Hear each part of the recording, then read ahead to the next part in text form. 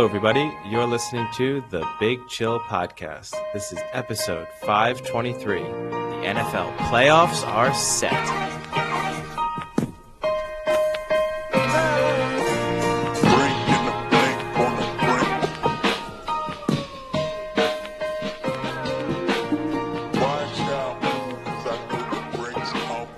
Hello, Big Chillians, and welcome back to the Big Chill Podcast.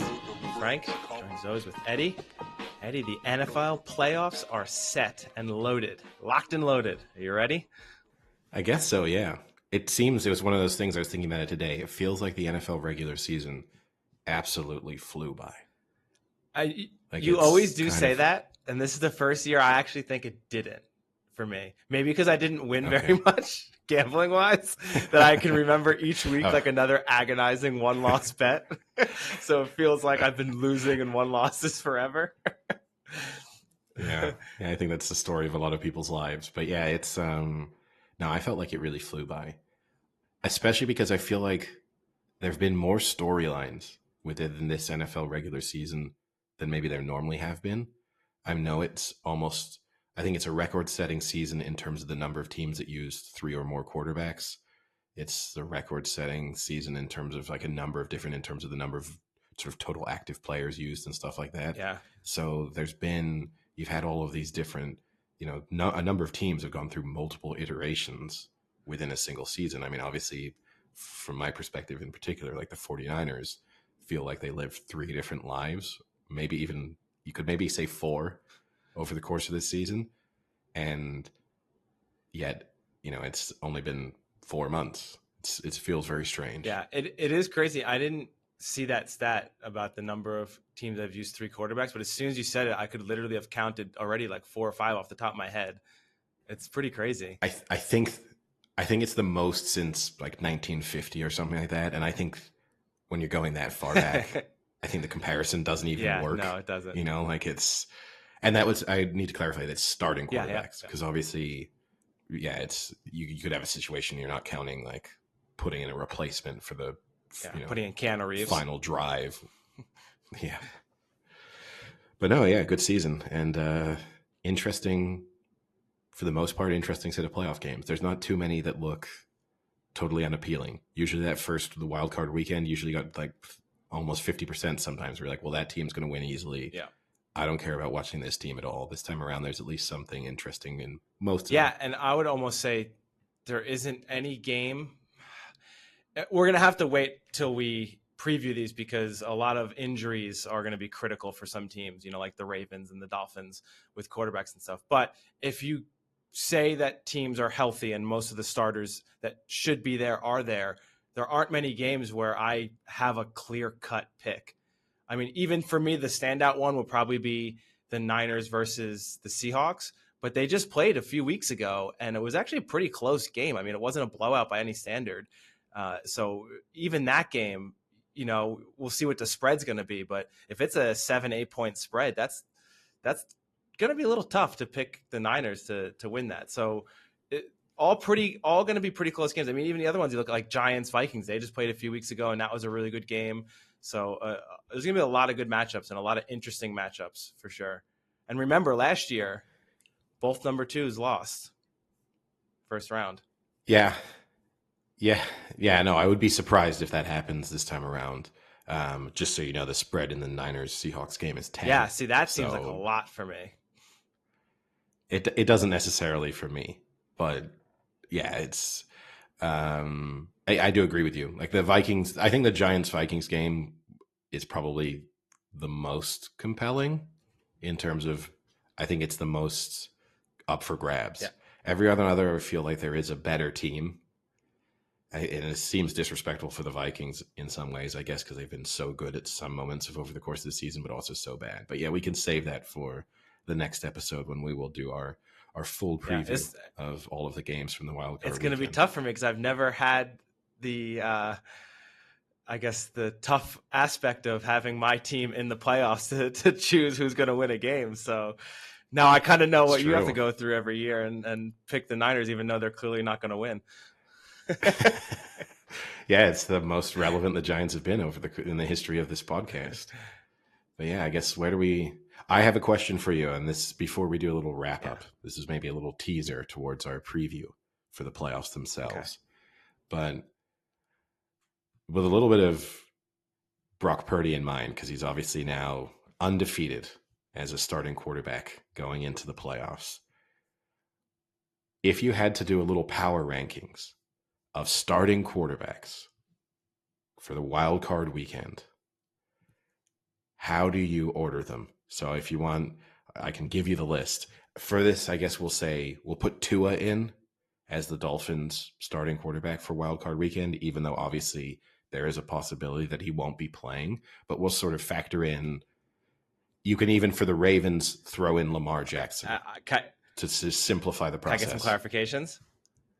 Now, this isn't like when we talk about just how great they are. This is right now. This is this year. Win this weekend. Win this weekend with what team are they playing with? No, this is like you're drafting. Generic. You're like building generic team. Yeah, you're building a team going into this weekend. You've got to draft from this pool of quarterbacks. Build your team. It's a lot of teams. Do you want to start bottom? Do you want to start bottom up? I'm taking a quick look at the teams now. I've got a good idea of the bottom. I think you got 12 quarterbacks. Yeah, I think my bottom's going to have to be RIP to the New York Giants, but I think it might have to be Daniel Jones. I don't think think he's actually that bad of a quarterback. I mean, I have to say this year there isn't a team in here that really has like a bad a quarterback that can lose them the game. Which is going back, it's also unusual because I'm so used to definitely on the like Saturday wild card weekend game. You'd have like the Texans playing or someone with like a quarterback where you're like, this person has no right to be starting a. And I mean, I guess we have to wait and see about Jackson and Tua, because then we would have that with Skyler and I don't know who the Ravens are even going to start. They were both down to their third string, both teams. On week 18. So yeah, you're right. Those are the two areas where we could. And I mean, look, in some respects, you'd say like Brock Purdy should semi be on that list. Like, you know what I mean? Like you are talking about the last pick in last year's NFL draft, a guy who was not expected to have any kind of substantial NFL career and is now a starting quarterback going into wildcard weekend. If you can ignore his body of work over the last several weeks. But if you do, he would be on that list of like, how on earth is Brock Purdy starting an NFL playoff game? Yeah. All right. So I'll go Daniel Jones on the bottom. This is another tough one for me. I'm going to have to go Trevor Lawrence next. Interesting. I think he has gotten better, but you just watch sometimes. This season, he's played a lot better, but every once in a while, you watch a drive where it's like, ooh, that was rookie year Trevor Lawrence right there. What a bad decision. So untested in the playoffs, right? So, great college career, but still NFL playoffs a little different. I will then go. This is like a tie here. I'm going to go no ties. Oh, shit. No ties. All right. I'll do it. I'll go Brock Purdy next. Wow, you're putting Brady above Purdy, and I did not expect that. Yeah, and I do really like Brock Purdy, but I think a lot of his success is due to he has a great coach, a great surrounding environment. You don't have to rely on him too much yet, and he's very unproven. Even in college, he's pretty unproven. So I'll put him up there. I will next go Geno Smith. Okay. I'm going to say I disagree pretty strongly on your list so far, but I can understand where you're coming from, obviously. And there's a lot of it's Geno Smith. I think subjective. Would be these ones are kind of all clustered close. So Geno Smith, I think, is here. He's had a great year. His completion percentage is like through the roof, like 69-70%. But it's still at the end of the day, it's Geno Smith who's had one good year, and I don't know how much I trust a guy who's only had 1 year of success. I would then go Cousins, because I think Cousins has the talent, but in the prime time, he is a huge question mark. And so much so that I just really have to question that. Like I can't trust someone who you put him in the spotlight and it's a disaster. And then the next one, I'm going to do the complete opposite, and that's where I'll put Brady, because I don't think he's the level of Brady we're anywhere near used to, but it's still Tom Brady, and he's an absolute gamer. So I can never discount Tom Brady in a big situation. Those are all kind of clustered together because they have different characteristics, with each. From there, I would probably go Tua. Still not 100% faith in Tua. Then probably, I'm trying to make sure I'm not missing anyone. Oh, shit. I forgot about Dak. I forgot about Dak. Yeah, I forgot Dak about Prescott Dak. has made it Shit. really, really I'm high going to put up this Dak. list. I forgot about Dak Prescott. I'm going to put Dak below Geno. Okay. Dak Prescott, unbelievable statistic from this season, regular season. He led the league in interceptions, and he missed 5 games. That's bad. Actually, you know what? You're right. I think I'm even putting him too high there. I'm going to put Dak second to last. Right in between, kind of like Trevor Lawrence and Daniel Jones is where I put Dak. Yeah, you're right. He has not had a good season at all. We've talked about it before. I completely missed the Cowboys when I was looking through this. But yeah, then Lamar, Tua, then Lamar, and then I would go Herbert. And then who am I missing? What a blow to your lover boy that you haven't put him top of the list. No, it'd be Herbert, Burrow, Allen. Okay. Yeah, I agree with you on the top 3 there. I would have shuffled some of the ones underneath. And yeah, Dak Prescott was kind of the standout one as you kept going higher. I forgot. I just kept not looking at Dallas for some reason. I also like how I spent all the time debating why the bottom ones are shitty and then just cruise through the top ones. I think it's obvious though, right? Because I think Allen overall is probably the best out of those quarterbacks, but he does have a little bit of a question mark in big games. Whereas Burrow, I don't think is a little lower on the talent, but I think it's becoming pretty clear that Burrow is a big game player. I mean, he steps up in big games, and he is not afraid, nor do I think he gets nervous. And I think Josh Allen still gets a little nervous or uncomfortable in end of games a little bit. Maybe, yeah, I mean, his decision-making sometimes in close games has to be questioned for sure. But no, I think the top 2 are clear standouts. You could make a legitimate argument for however you want to then place those top 2. If someone says they want to put Burrow number 1, I think based on the fact that he went to the Super Bowl last year and, what he's managed to achieve in a relatively short period of time, you can make a compelling argument. So I think, but it would be difficult to stick anyone else in those top 2. Then you're kind of going hard overhead. If you're sticking Justin Herbert top of that list because coaches rave about him and you just love his talent, that's a little bit insane. Same way if you were putting Brock Purdy significantly higher up that list because he's never lost an NFL game. He's been pretty, effective, efficient in each one of his performances so far. You'd be going hard overhead for sure there. But yeah, it's an interesting list of quarterbacks. You would have made big money if you had predicted the starting quarterbacks beginning of this season. If you had said, I want to place a bet on who the starting quarterbacks will be for wild card weekend. If you'd thrown, let's not even consider Brock Purdy because he just wouldn't have been on anyone's list. Even the likes of Geno Smith, right? You'd have been making big money. I mean, there. what would have even been the money of Brock Purdy starting an NFL game?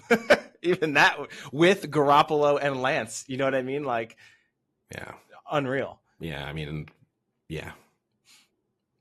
No, it's strange, but yeah, I guess we can move on then to maybe some reactions from the final week of the season that set up this playoffs. Right. Exactly. Before we start on the playoffs, maybe one note to the kind of somewhat irrelevant games that were going on and the Texans' wild decision what are they doing? To just blow the number 1 pick. What are they doing? I mean, with some help, admittedly, from the Colts secondary. I don't know how that wasn't an interception on the final play on the 4th and 20 or whatever. Well, how about the Colts offensive lineman stripping his own running back of the ball? Yeah. But that final play, he like jumps through the Yeah, ball. unreal. It looks like the easiest interception in the world, and he just kind of decides, nope, But it's just a crazy move. You understand why, because it's always the interesting thing. There's no motivation for any of the players sort of significantly involved or the coach to care about whether or not they get the number one pick, because they're probably firing Lovie Smith. Already fired. Oh, there we go. I'm pretty sure he was just fired this morning. Quarterback, you're gone. So all of the key kind of components have no reason, no incentive to be like, well, let's lose this game and make sure our team gets the number one pick. So anything, it's like, I'm going to lose my job. Screw you guys. Going to make this a little bit harder for you. True. Did you see all of the Bills fans that were still like hanging around Soldier Field watching on the screen? They put that game up on the screen of all like the stadium, and all the fans were watching, and they went crazy when that happened and the Texans won. They were just going insane because it's the first time that they'll get the number one pick. I think it was since 1940 something. Interesting though, at one point, I think in the 70s, they tied for the worst record and lost on the coin flip to the Pittsburgh Steelers, who then drafted Terry Bradshaw and won 5 Super Bowls. That's a tough sliding door moment. Coin flip there. Talking about coin flips drama.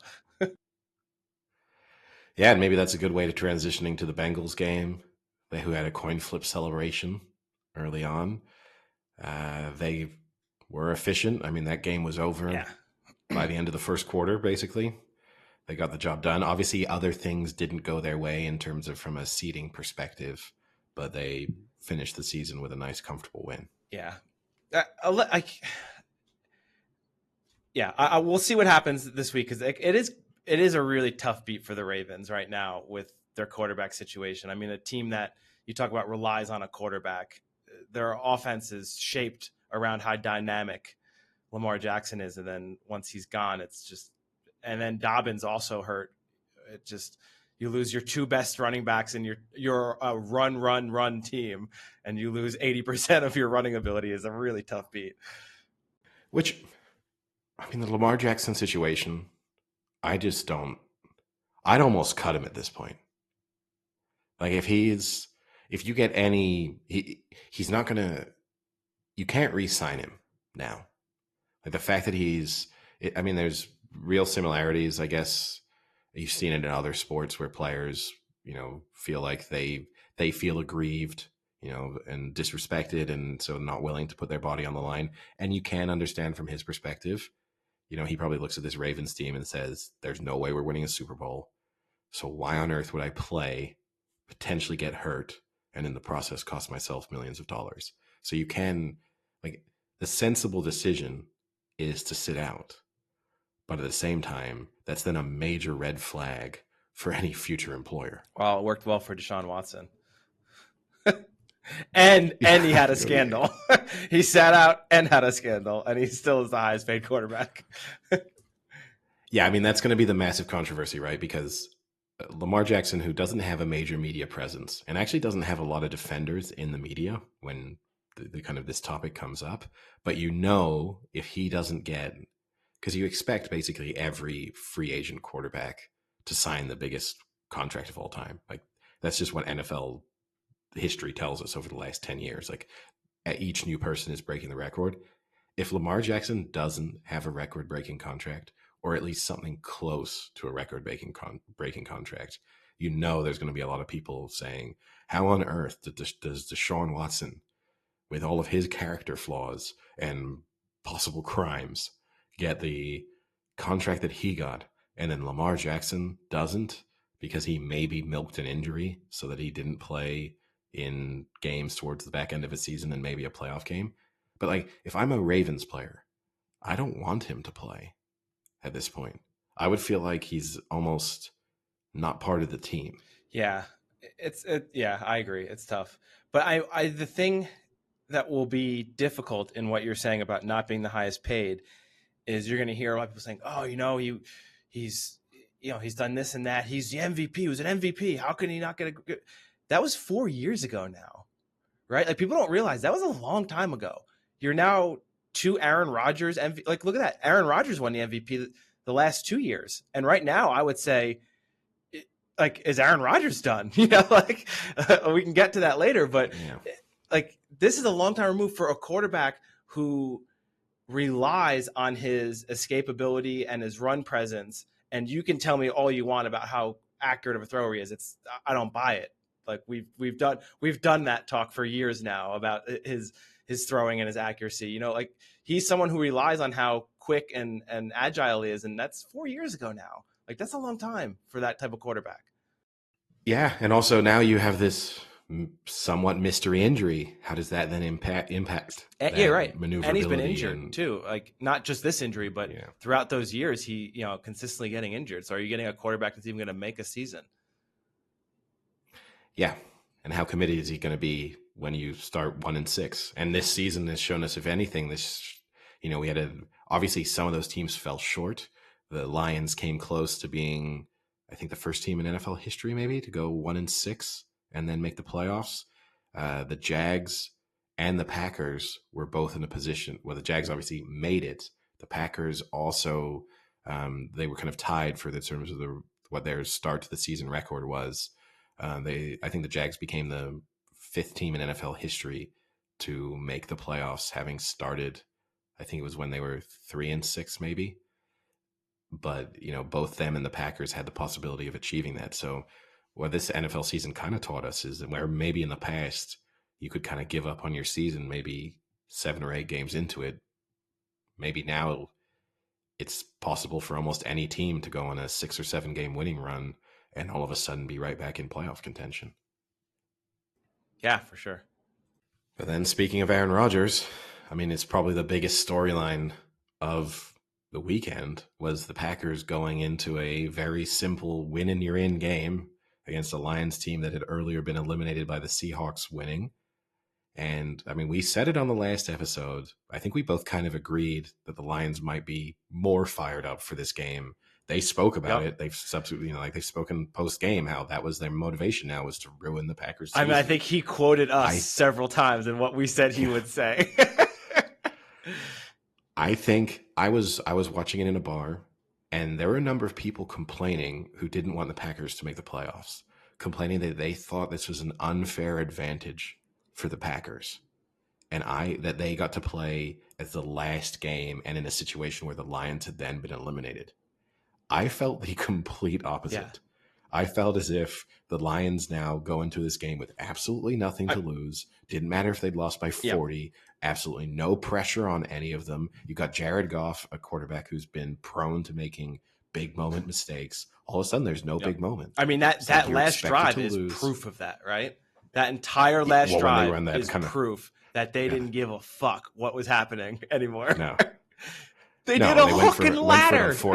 Could you imagine? Yeah. How does he who calls a hook and ladder when in that situation?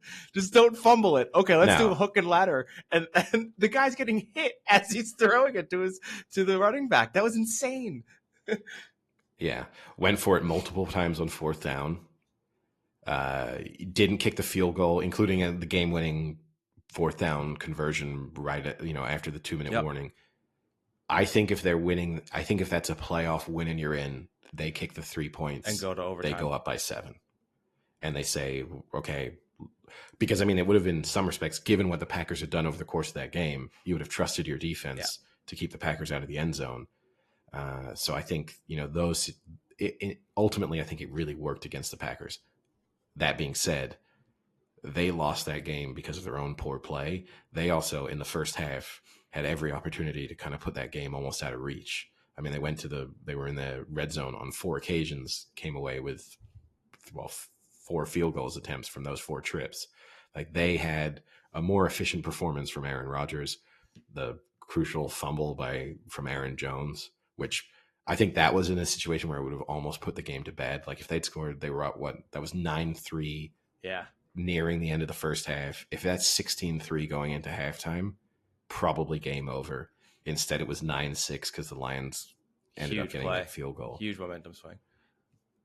Yeah, but really bad look for Aaron Rodgers. Killed the myth of his unbeatable Lambeau status. Yep. So that kind of multiple dragons were slayed over the course of that Yeah. game. And I'm with you too. I mean, I know what bar you're at and maybe people don't realize it, but this is also a Lions Packers major rivalry, right? These are two teams that have hated each other for 50 years. And if you've got nothing to play for except to ruin another team's chances, that is a hell of a lot to play for. And you can play loose and you can play aggressive. And at the end of the day, whether you win or lose, it doesn't matter. But if they lose, it means everything. That's like an optimal situation for a team that like you don't want to play. And you're like absolutely right. They were so much more aggressive, especially those fourth downs when they could have kicked that field goal. Like I was thinking of it in real time. Like if the Lions could win this game, I would have kicked that field goal when it was like fourth and like a real long 2.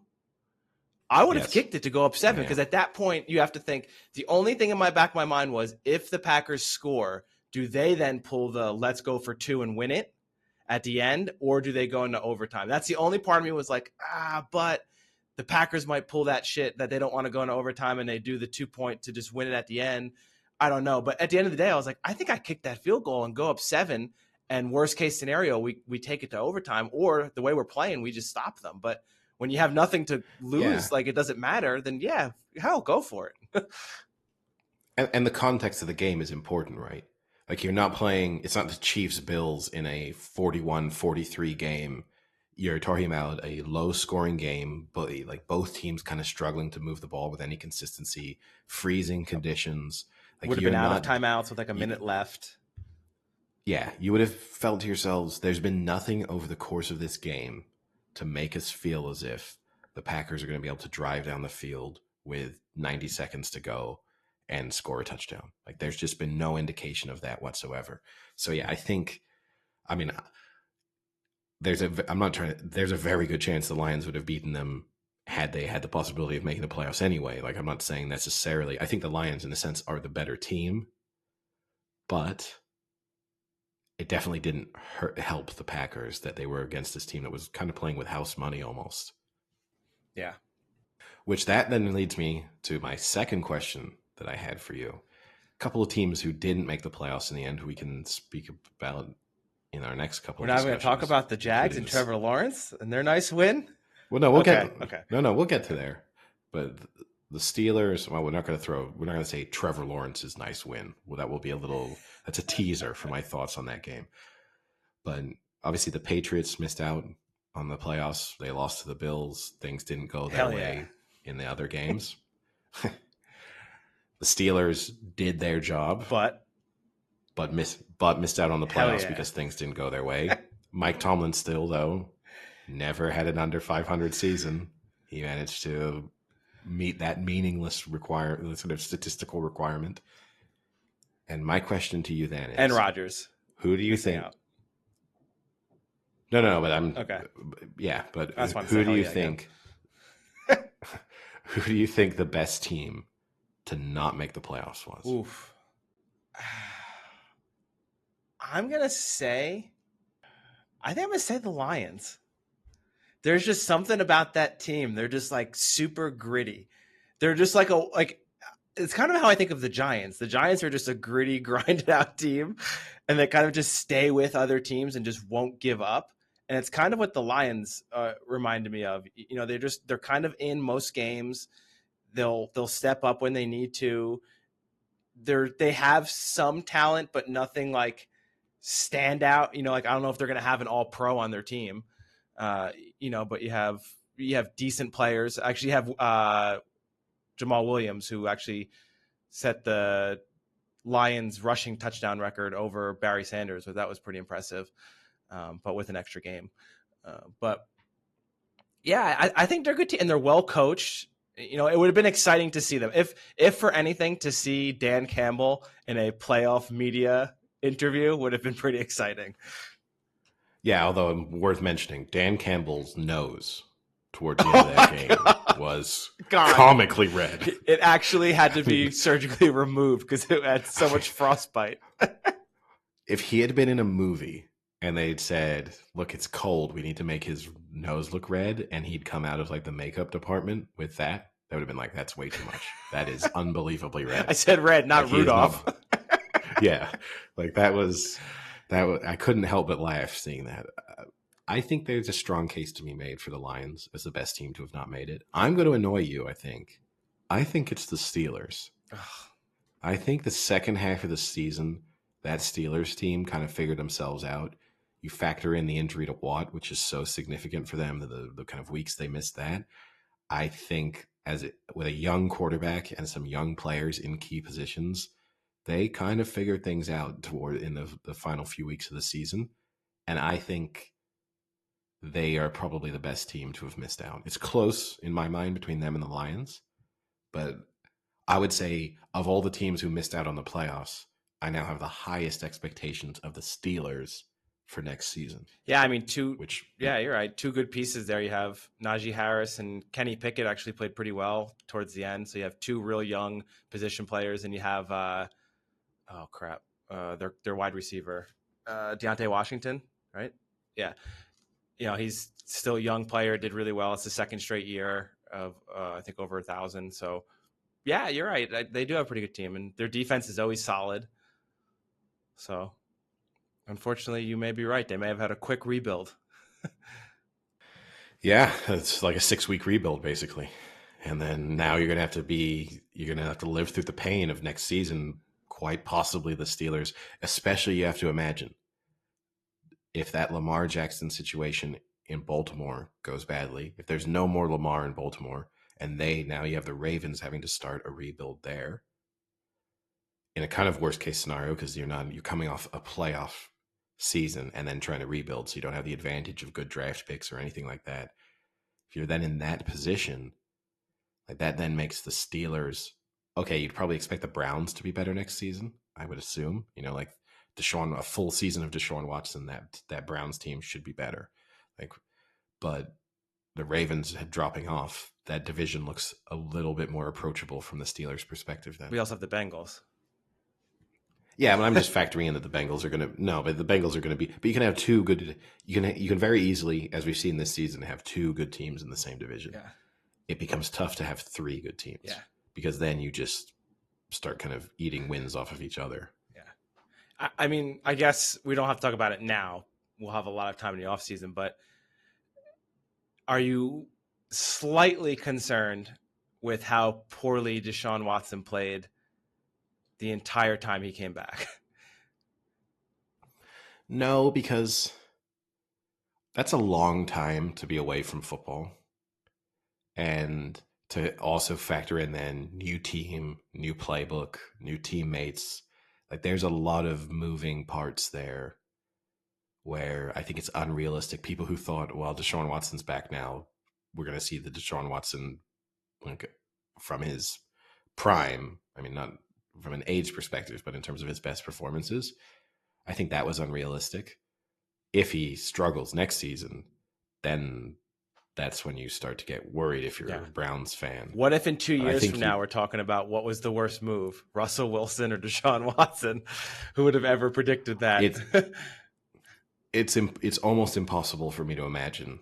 I think it's impossible for the Deshaun Watson move to be worse than the Russell Wilson move, because I think Deshaun Watson would still be tradable. Even if he's terrible, a couple seasons from now, someone would roll the dice on him. Whereas Russell Wilson, it's either he retires or he's just. I mean, he looks a little bit better this week, but not by much. No. And in a situation where nothing matters. He's still. No, and Russell Wilson just falls over now more than any other quarterback I've seen. The number of times you won't know, but it's true though. The number of plays where he's not even really scrambling. It'll just be like, snap, three-step drop, and then maybe there's a little bit of pressure, but you just expect him to step up into the pocket, not scramble for 7 yards, just step up into the pocket, throw the ball. He'll take one step and then he just falls over. It's unbelievable. It seems to happen once or twice a game. Yeah, well, we won't be seeing that in the playoffs for sure. So yeah, then elsewhere, obviously, I guess we mentioned the Patriots got eliminated by the Bills. Game that was actually pretty close for a pretty long period of time. And had the Bills not had 2 kickoff return Yep. touchdowns, they probably lose that game. Like in the end, they managed to. It looks more comfortable on like paper Yeah. with the 12 score point win. than it. Yeah, I mean that game was. There was a moment where it really looked when they went behind again, and then they immediately got the second kickoff return touchdown.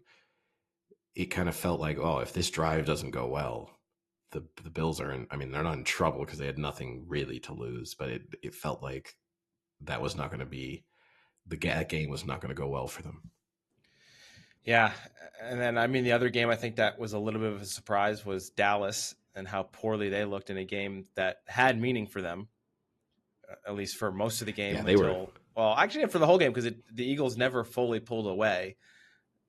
no, no, and there was a moment when the Niners game was close for Yeah. an extended period of time too. So well into the third quarter, they were in a situation where either the Niners or the Eagles could have Yep. lost, or both, and they just were terrible. I mean, Dak Prescott. I mean, things didn't get off to a good start when they had the fumbled punt. But you throw in. I mean, I've rarely seen a quarterback throw. I mean, he has the pick six, but immediately before that, the dropped interception. Like, he almost went, I got away with that one. Let's do it again. I got away with that one. I don't want to get away with this one. Yeah, let's give him a second chance. I felt sorry for that corner for dropping that Yeah. ball. Let's see if I'm sure he can catch it at least 50% of the time. Well, that was like the Lions safety. He had that interception that got called back because there was like that cheap legal hands to the face on his team, and then the next drive he got the next one to come and which I seal it up. think Only player to in total intercept him 3 times in a season. Yeah, it's a very frank statistic. Yeah. It's like such a bizarrely meaningless for starters. If you're not in the division, almost impossible to have, I'd say, over 2 interceptions against an opposing quarterback. Like, because to have a 3 interception game I'm sure it has occurred in the NFL, but virtually unheard of. But yeah, no, it's that was a bad performance from the Cowboys. And yes, you can throw out the fact of in the end, it didn't matter for them. The win would have done nothing. And even, how significant is the seeding anyway? Like I'm sure if you're the Cowboys, that's what you're telling yourselves today. But going into the playoffs, I think you do want a little bit of momentum. And in a game you were definitely trying to win, that's not a great look. And the reverse, Tom Brady and the Buccaneers, Jesus, whose season looked in doubt for extended periods of time, they're kind of seem to be. Now, I still expect that they'll probably lose in the first round, but they seem to be finding whatever form it is they have. They're finding it going into the playoffs. All right, I'll let you now do your Jags Titans, which in many ways was the most interesting game, kind of going into it, where you had 2 teams in a situation where it was win and you're in. Saturday night prime time. Wasn't the greatest game I've ever watched. That's an understatement. Was this the game we text each other saying this could be the most boring game I've ever seen? or was that the Packers? I think it was this game. It was this game. It was pretty terrible. Oh. Yeah.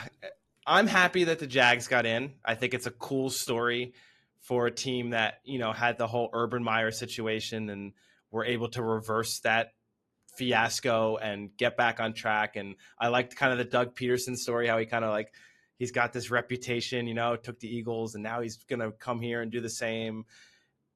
I like that Trevor Lawrence looked better this year. This was not a game he performed well in. And that, again, is why I ranked him so lowly when you asked me, because this was maybe his first big NFL game. This is a win and you're in the playoffs. It's not the playoffs, but basically is the playoffs when you like a pre-playoffs. And while he didn't look terrible, we said about 3 or 4 throws that a good quarterback makes that wins them that game. I mean, there were 2 deep throws he completely missed. The guy was wide open. And there was another one, I forget what it was. There was 3 or 4 where a good quarterback makes that throw, and that's the reason they won. And he didn't make any of them. That's the concerning part. It wasn't like he missed one. He missed like 4 big ones. And they got lucky and won that game. Yeah, I mean, it's also, he's not getting too much criticism, right?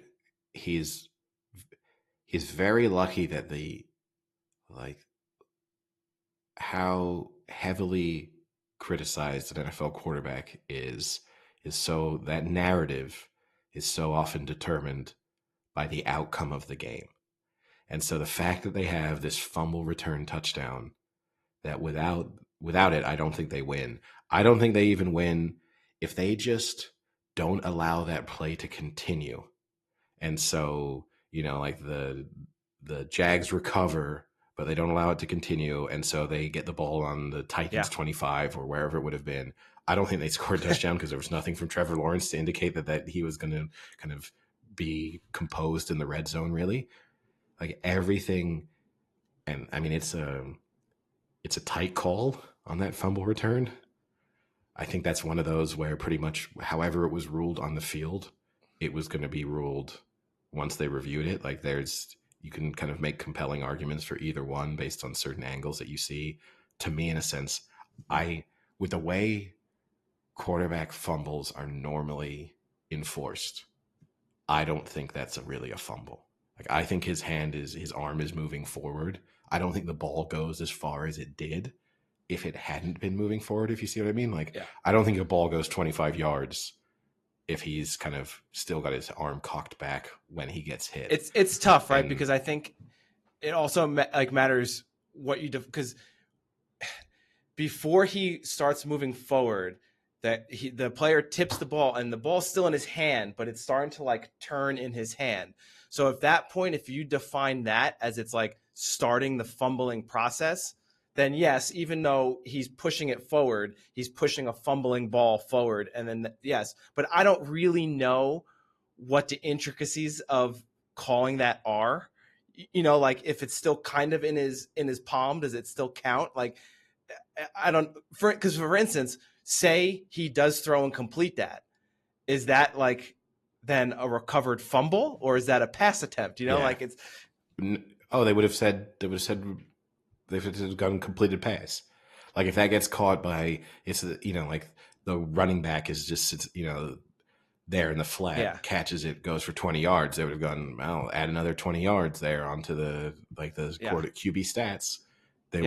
You're definitely right in that respect. Because technically that should have been called a fumble, then a fumble with a recovery and a run of 20 yards, right? Yes. But I think you're right. They call that a pass. So it's a tough one, but I agree with you. And the crazy thing to me is watching that game, I didn't understand the Jags defense because, listen, Dobbs might be a great guy, but he didn't have one throw over 15 yards. I don't think he could throw the ball physically over 15 yards.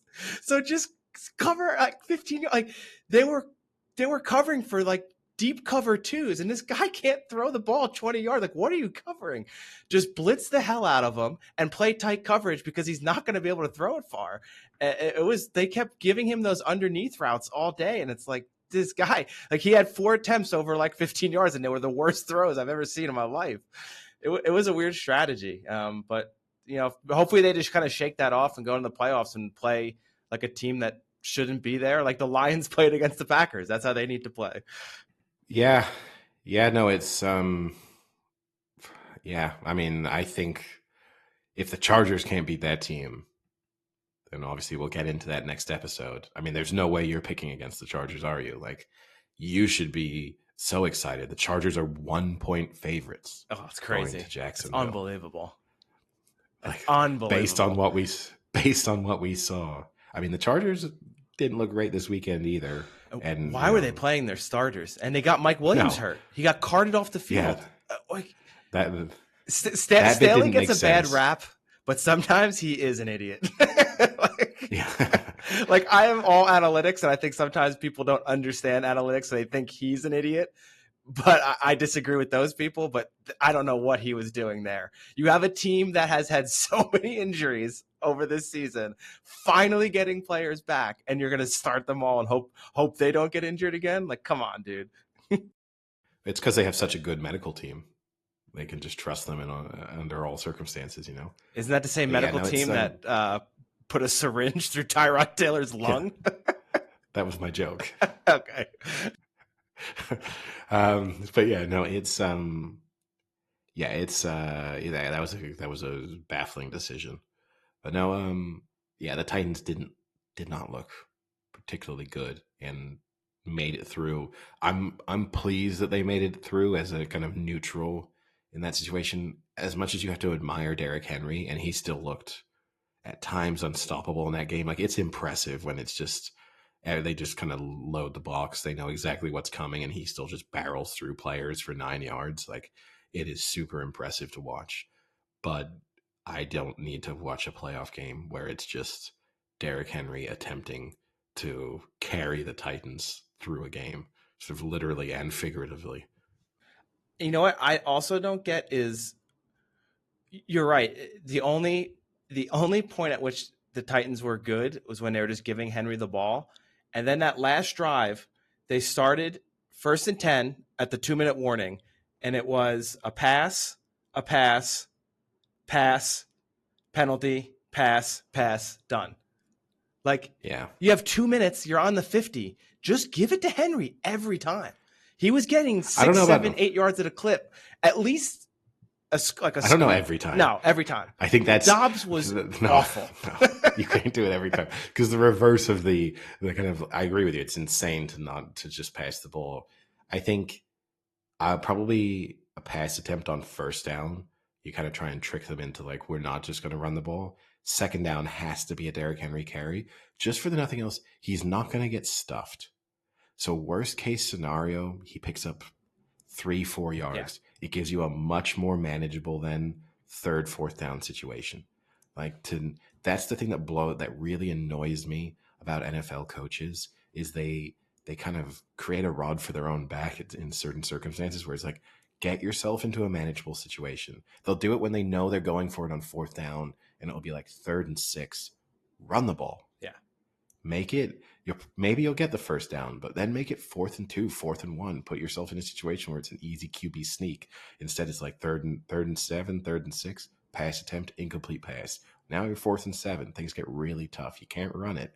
Like that, those things drive me insane. Yeah. While we're talking about that fumble, though, another thing, and I want to have a segment in the podcast in the future where we talk about sports rules we would like to change. I'm not going to put you on the spot and make you pick one now, but one that bothered me multiple times this weekend and has bothered me for a significant period of time now is intentional grounding. Sorry, I said downing there, but I meant grounding.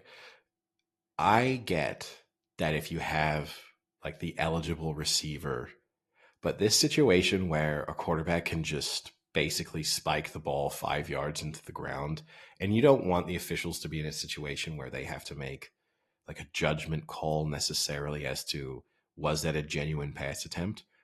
I think there's the clear moments where it obviously wasn't a genuine pass attempt, and I just don't think that should be allowed. It goes against the spirit of that rule of you need to be not intentionally throwing the ball into the ground, but we allow a quarterback to be feeling the pressure and go, oh, my running back is somewhere over there in that mass of 15 players. So if I just throw the ball into the ground and it lands 6 yards from his feet, I can point to that running back and go, oh, I was trying to get it to him. And the officials go, point, oh, yeah. There was a guy there. That drives me insane. Yeah. I mean, I think you can even add a little bit to the rule, because the part of the rule that I also don't like is the distinction of, so let's say they don't get outside the pocket and they need to throw to whatever, the starting line or to a receiver or whatever. If they're not being hit and they don't do it, it's grounding. But if they're being hit and they're going to make a throw, but then the act of them being hit means they throw it just 2 yards right into the ground, it's not a grounding. And I have to believe that there's some quarterbacks out there that will be like, if I'm going to get grounded, let me wait until I'm falling over and then just kind of throw it and be like, no, I was falling. I was throwing to that guy, but I fell, it should be no matter what. Like, there should be no influence of like you being hit and how that affects how the ball is thrown. If you don't get within this close to a receiver and you don't make that line, it's grounding. Because you do see it, like smart quarterbacks will do that. Like I've seen Mahomes do that before. You know, he's getting pressured and getting pressured, and then like he waits till he gets hit and then throws it. And was like, no, I was getting hit. Like that's what happened. They do it. Yeah, no. Yeah, it's either take the punishment, take the sack. That's bad play, take the sack, or you got to take the penalty. But yeah, we kind of just allow, it's just infuriating at times when you'll just see them. And again, or get rid of the intentional grounding rule. Ooh, I'm also fine with that. I got one. I just thought of one now that you said it. And it's the same game. The play where Derrick Henry stiff arms that guy and knocks him over, but stiff arms him by smashing him in the face with his palm, that should be a penalty to me. I don't get how you have illegal hands to the face on a defensive player, you have hands to the head on a quarterback, but a running back is allowed to literally just punch a player in the face to knock him over, and that's fine. Like, how is that not a penalty? If I'm a running back, just start swinging at people's heads. Like, and I know that's exaggerated. I know. But still at the same time, you know, like, what do you do as a defender when someone literally palms you in the face? That's an illegal hand to the face. I don't get why that's not called. Yeah. I mean, I guess it's, you'd be, yeah. I mean, that would, I agree with you that it's inconsistent in terms of the application of the rules in other situations. At the same time, that would just feel like nonstop penalties. Like I feel like almost every play would have either a wide receiver like stiff arming a player or a running back and their hand touches the face. There's a difference, I think, between touching though and like that was through. He almost broke his neck with that stiff arm. Yeah, I mean, and I'll also say twice in the Lions-Packers games, and they highlighted the one incident where the Packers player just kind of elbowed the Lions receiver as he was going to ground, which then subsequently there was no penalty for that, but that's then. But did it matter because that idiot then pushed the trainer? Yeah. However, there was a like similar play, not quite as severe, but you saw a similar one from someone in the Lions secondary where one of the Packers wide receiver, this was earlier in the game, was tackled, and he just comes flying in and just like sticks an elbow out and just knows, like, to me, not calling penalties on stuff like that, like that's where the game is going wrong. Because you're like, okay, you've got a player who is being in the act of being tackled. He's going nowhere. Yes, the game moves incredibly fast, but you know that player knows that this play is dead. And to just, best case argument they could make, I guess, is I'm trying to force a fumble sort of as they're going to ground. They're not quite tackled yet. But the reality is it's just kind of a dirty play. It is a dirty play. And to allow those to go on in this league where we're supposed to be caring about player safety, like that to me is one they could just fix. I mean, I think that was one that they just genuinely missed. I don't think they saw it because it was weird the way it happened, because I didn't even see it at first. It looked like he got rolled up, and that's why his head went back, because he got rolled up from behind on his legs. And I thought that's why his head kind of cocked back. But then when you watch the replay, he gets a forearm right to the face. But no, they definitely missed it, and obviously the TV coverage highlighted it extensively. But the earlier situation where it was not done quite to the same extreme, but from someone on the Lions secondary to the Packers wide receiver, that just went by. But you're watching and you're like, it's an identical thing. They maybe not as effective as what happened in the kind of later on in the game. But yeah, you shouldn't just be allowed to kind of be charging in with your forearm, sometimes even a swinging forearm, as a player is getting tackled. Like there's no way in which you can justify that. Yeah. And I guess before we move away from the NFL, I think it's worth mentioning that J.J. Watt has retired, and I think he's going to be done. You know, he still has some game in him. I mean, I think he had 2 sacks that last game and had a pretty good season this year for what he played. But I think, you know, he's doing what is probably you're going to see a lot more players doing, is retiring maybe when they have something left in the tank to kind of get away and not, you know, risk major injuries and things like that. But pretty impressive career. 3-time Defensive Player of the Year, 7-time All-Pro, 5 of that being a first-time All-Pro, 2-time sack leader, and the first player in NFL history with multiple 20-sack seasons.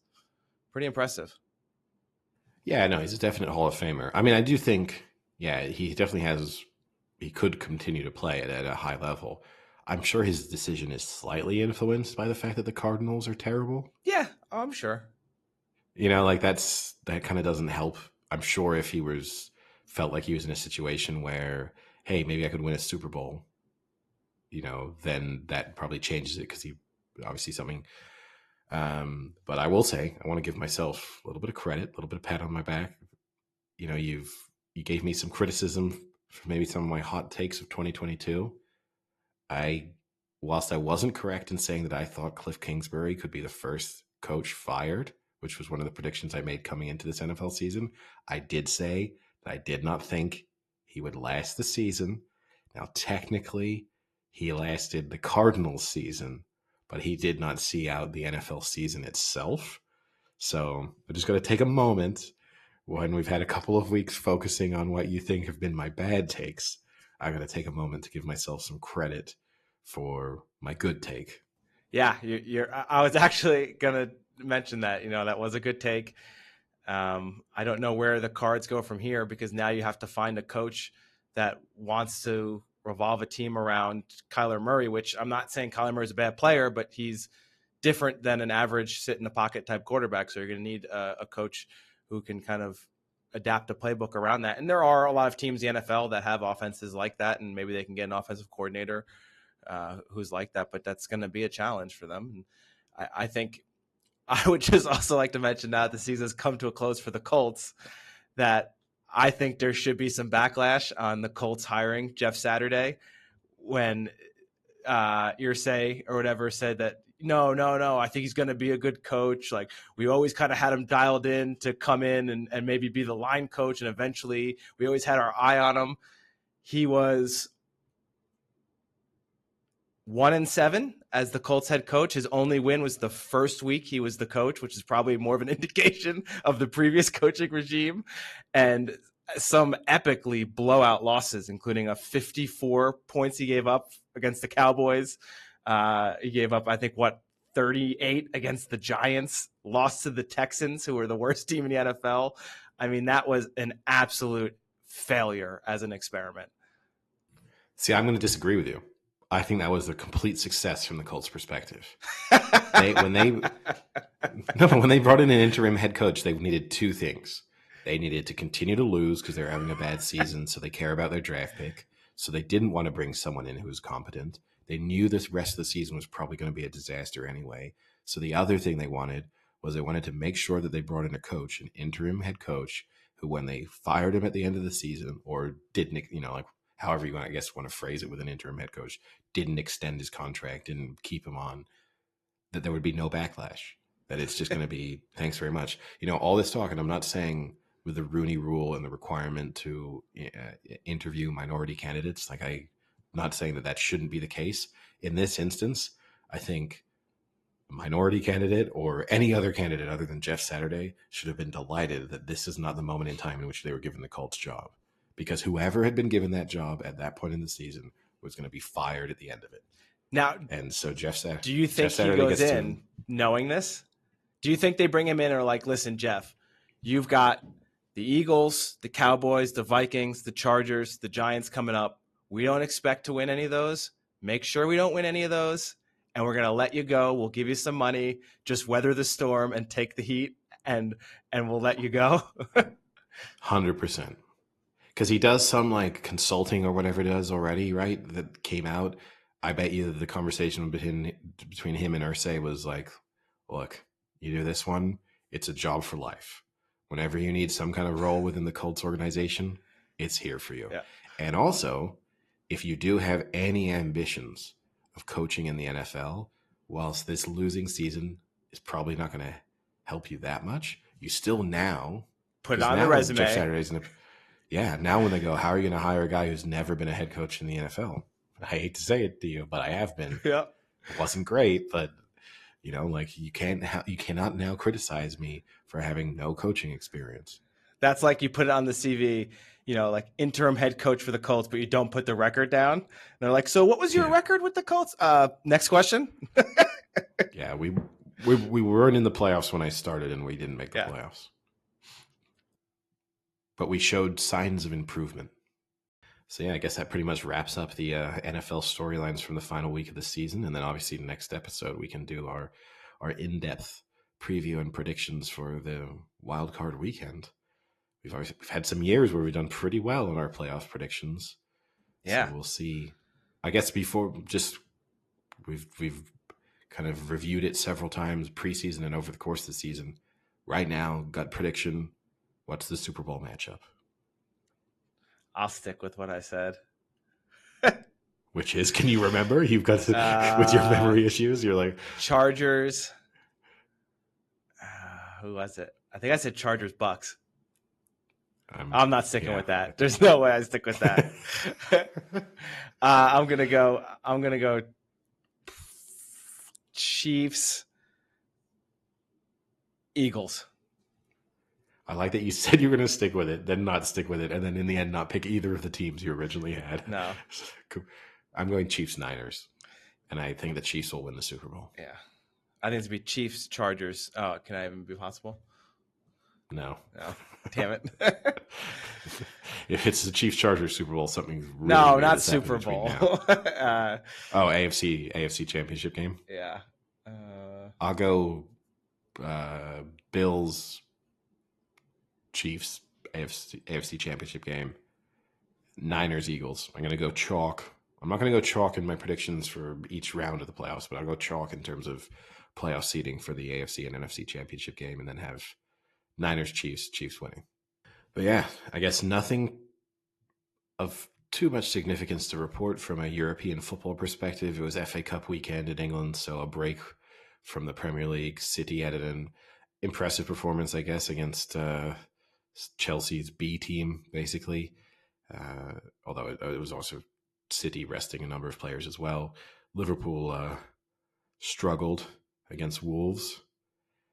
Darwin Nunez scored a nice goal, although he shinned it, so I don't know how much credit he can really get. Wonderful pass from Alexander-Arnold, but the kind of goal itself is a little bit ruined by the fact that it just flew off his shin. Elsewhere in La Liga, I guess worth mentioning, a tight title race going on at the moment between Real Madrid and Barcelona. Real Madrid slipped up. Barcelona got a big win against Atletico Madrid. So they now have a 3-point lead and a significant goal difference advantage at the top of La Liga. So we're in, looks like we're in for a good title race in the Premier League. We're also set for a nice title race in La Liga as well, and in Serie A. I did want to mention that too with La Liga. I watched the Real Madrid match because I was invested in it. So when I went to the gym on my elliptical little workout, I had that on and was watching it.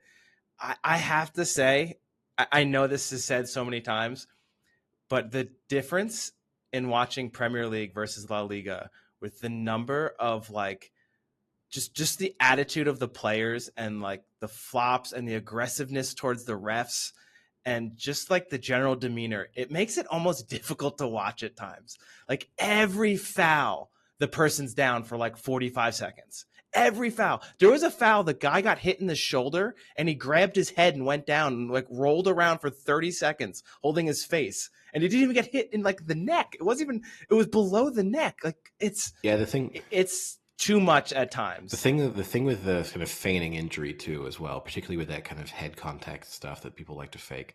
I don't get in the world of VAR now why you bother, because maybe in the old days you would have said you convince the referee, like you con him, you make him think that you were headbutted or slapped or elbowed or whatever, he get a red card.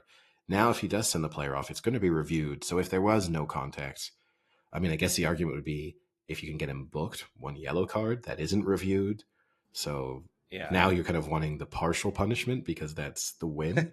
But yeah, I find La Liga also just the speed. If you're used to the Premier League, you switch to La Liga and it's kind of walking pace watching them. And that's just, and again, great football. It does contribute to their higher technical sort of performances within games because it's so much slower. So you just have more time on the ball. You have that ability to kind of be more composed. But I'd rather watch a Premier League game going at a million miles an hour, like any day of the week, over some of what they serve up in La Liga. But no, it's nice to see several of Europe's major leagues look like they'll serve up really tight races.